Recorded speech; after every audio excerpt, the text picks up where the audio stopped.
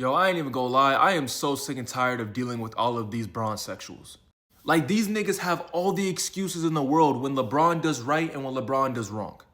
Like, people always want to make the same argument, oh, Jordan went 1 for 9 in the playoffs without Scottie Pippen.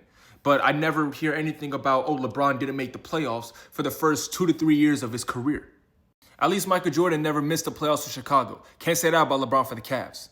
It just doesn't make sense how Michael Jordan gets all the slander for losing to Larry Bird's Celtics, which they previously won a championship in 1981. Jordan came into the league in 1984. So it doesn't make sense how Jordan gets all the slander for losing as a bottom seed team. Meanwhile, LeBron gets swept in the finals.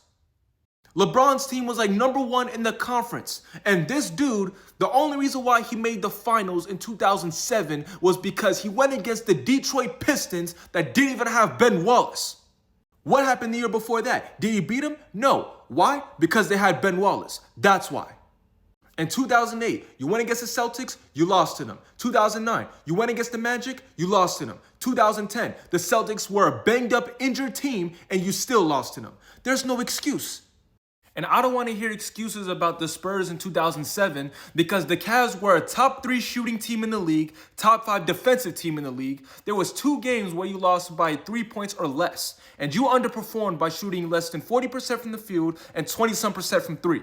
In 2 games in that series, LeBron lost by 3 points or less, 75-72, 83-82. How can you make excuses for that? You were this close to winning at least 1 or 2 games, but you underperformed and got completely locked down by Bruce Bowen, and he was leaving you wide open, and you couldn't shoot for nothing. So you went to join the Miami Heat to go form a super team with Dwayne Wade that already won a championship, Finals MVP, and a scoring title, along with Chris Bosh, and yet you still choked against the Mavericks, where Dwayne Wade held you accountable. In 2014, you choked against the Spurs by faking an injury. And the only reason why you even won 2 championships, 2013 and 2016, was because your teammates had to hit miracle shots in a Game 7.